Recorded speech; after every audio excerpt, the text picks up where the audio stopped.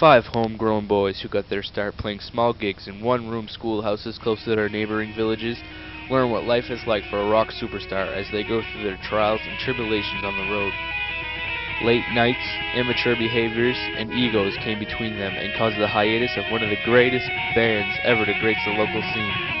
Now, join us as we visit the past into the life of sex, sugar, and rock and roll. This is Pendulum.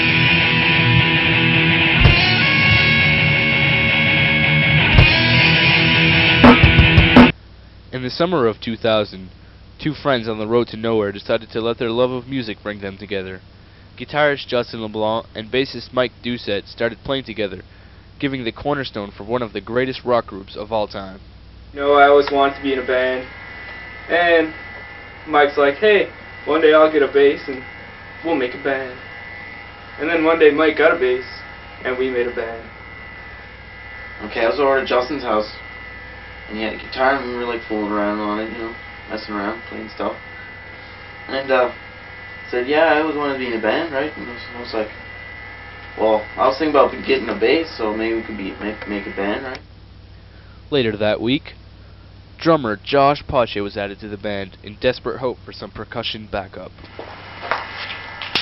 When I joined Justin and Mike's band, they said, hey, you know, Justin has a guitar, I have a bass, you can sort of play them. You can sort of play drums, just try and, you know, start a band, see what we can do with it. So I said, alright, you know, I wanted to join a band, and this was my opportunity to shine. After days of vigorous practicing, they performed their first and only gig. The Abrams River Hall had never been graced by a band before, giving the band the perfect opportunity to set up shop. Abrams River Hall, we didn't do all that great. You know, we kind of played one song and they asked us to stop, so we did. And it was a good party. We kept on partying after, but still, we felt very rejected. We stopped after that. There was one band there. They had one good song. And it was a pretty good song, but after that, we just couldn't take it anymore. We started throwing things at them, tried to get them off the stage, and they just wouldn't stop. So we had to stampede them. The three never played together after that night, but two of them would go on to greater heights. Justin faded out of the picture, and Mike and Josh began the recruiting process for a new, hip, talented, and raw-edged band. By the time school was back in for the fall of 2000, the search had been unsuccessful. Within a few weeks, rumors began to circulate the Sarah hallways that the duo was looking for members to start a new band, and it was a Sluice Point native who came to the rescue. Started off that Josh and Mike came up with the idea to form a band, and they asked me if I play a rhythm guitar, so I don't know, it was alright, but then I said I'd sleep on it, and so the following week I said I would, so yes, that's how it is. We got Lucy in the band. We just basically asked him, you know, we confronted him, we said, Lucian, we know you play guitar, we know you can sort of do good, want to be in our band? He said alright. Lucien Surette joined the lineup, giving the band a new look. His masculine persona and his rough, tough, sexy look drove all the girls into submission. Yeah, I know Lucien. Lucien's so cool. I met him last year when he came to Sarah. We were in the same class and he was so cute. All the girls in our class really liked Lucien. He was the most popular guy in our class. And he's really sweet. He's so nice. But he's so tall, and yes, his dark eyes are so attractive. Lucien over here, he's got the whole older guy. He's got the whole mature man kind of thing. He's the muscular guy. He's got muscle. He's got the goatee going, you know. A lot of chicks find that appealing. And he's got the, you know, the tough, the serious but funny kind of attitude. Yeah, and he's hairy like a Wookiee. The base of the band had begun, and soon one more member would be added. Guitarist John Doucette had come highly recommended to the band as being one of the greatest guitar players in history. Well, we started off by like talking on the internet, me and John. So we were like, I didn't know who he was, right? So I just assumed who he was. I kind of figured out from other people. I just went up and talked to him one day and asked him if he wanted to be in the band. A lot of people said he was good, so why not, right? The band had got its start and began jamming in the world-famous Down Under Studios. The band was so desperate to get recognized that they recorded nearly every single practice, giving them the liberty to constructively criticize their own music. Well, we got this habit of recording every single band practice we ever had at Pinky's house. It was just a good way of listening to what kind of music we play and keeping track of everything we did.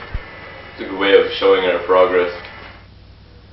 After months of recording and practicing, the band decided to spice things up in their lonely lives by introducing a new strategy that would keep them fresh, new, and hip. We decided to have a new little event to keep everything fresh.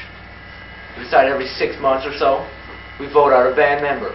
You know, kind of Survivor style. The one with the most votes gets out, you know. Yeah. You like that? You like that idea? Yeah, Like I think it's a good idea. Soon after, the band collectively decided that they were in desperate need of a name. we considered were 789. 79. That was my thought, because it's fun. Let me tell you the joke. You're going to laugh, I swear. You're sitting in front of your TV right now, and you're going to laugh, and it's going to be funny. I know, I laughed. He's still laughing about it. Here's the joke. Why was 6 scared of 7? Because 7, 8, 9. That's right, 7, 8, 9. Other names we considered Man, were... take a chill pill, man. Take a chill pill, man. Well, we considered Mike's name. Boy Scouts of America. Boy Scouts of America. United States of But America. then remember, well, we're not Boy Scouts and we're not Americans. It's worth a try. It was, though. What else did we consider? We also wanted to try Metallica, but, you know. To their surprise, it was their biggest fan and loyal friend, Trevor Murphy, that came up with the name. So we decided, hey man, what do every bands have besides instruments? Names? That's right, names. So we needed a name, so I cracked open my Bible. And John 2, verse 8 through 17 firmly quotes, "And thy shalt have a name, and thy name shall be Pendulum. And thou shalt not contest, for thou shalt be punished by the Lord." However, even with a new strategy and a name, the band felt it was lacking something.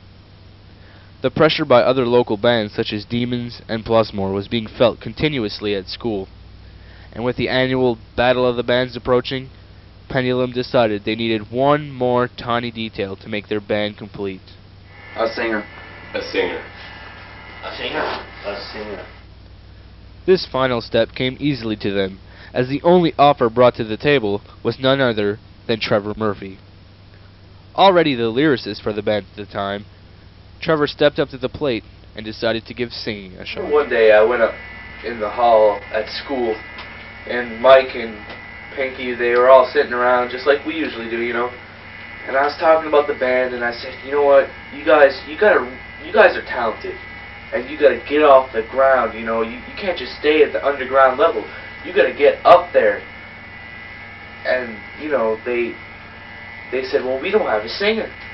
I said, man, look, if you guys are looking for a singer, I'll sing it. If that's what it takes to get you guys out of here, I'll sing.